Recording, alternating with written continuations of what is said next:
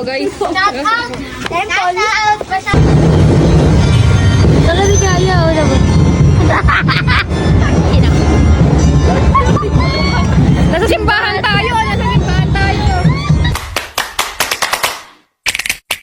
What's up na sa inyo mga ka-homies? Kami nga ay naghahanap ng makakainan. Kaya nga kami ay agad pumunta dito sa may bayan. Nag-aya nga ng biglang alis si Cassandra. Nanahimik nga ako sa bahay nang biglang nga niya akong inaya. Doon nga pala sa tinago kong t-shirt. Hindi ko nga kung may mag-chat ba sa page ko. Pero wala pa rin ako natatanggap na message. Sa nakakuha nga, sana nga ay mag-message. Para nga malaman ko kung sino ka. At kung isa ka ba sa followers ko. Gusto ko rin sana malaman kung gagandahan ka ba sa clothing. Bago pa nga yan kasi hindi ko pa nga nagagamit yan. Kapag talaga may binibenta akong clothing, hindi talaga maaaring hindi ako kukuha sa mga damit. Andito nga pala kami sa Nova Plaza. At nakita nga naming may convenience store dito. Tinudungan ni Cassandra yung iba't ibang menu na andito. Kung ano-ano ba mga andito. Ilibot ko nga kayo. Sa gilid nga na to, may mga tinapay nga dito.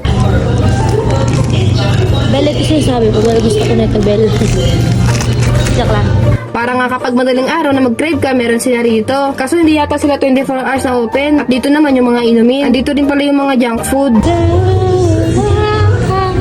Tapos nigil nga ni Cassandra yung bagong roller coaster na maanghang. Meron pala nun dito. At narinig ko nga may tugtog, kaya nga napasayaw ako. Kapag talaga nakakarinig ako ng tugtog, di ko talaga mapigilan na sumayaw.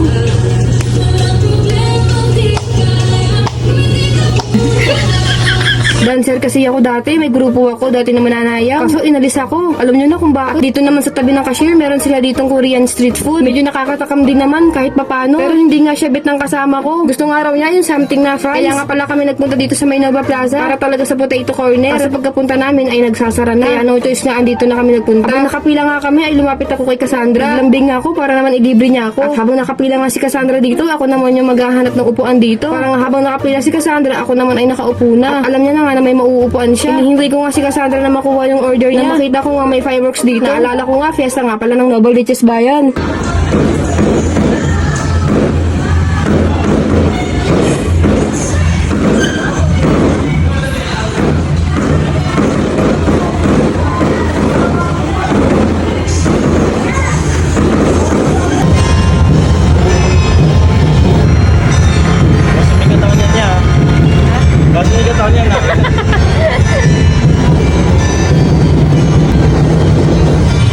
Talaga kaya, wala ba? Nasa simbahan tayo. Uy! Isali kami, Yoki! Next daming tao guys. Shout out! Shout out! Shout out! Shout out, baby! So guys, pumunta raw sila sa may sa may forest. Sila kita daw nila ang daming tao. Daming tao. Shout out kay Ate. Lupit. Shout out sa lola ko! Shout out sa lola ko! Shout out sa mama ko!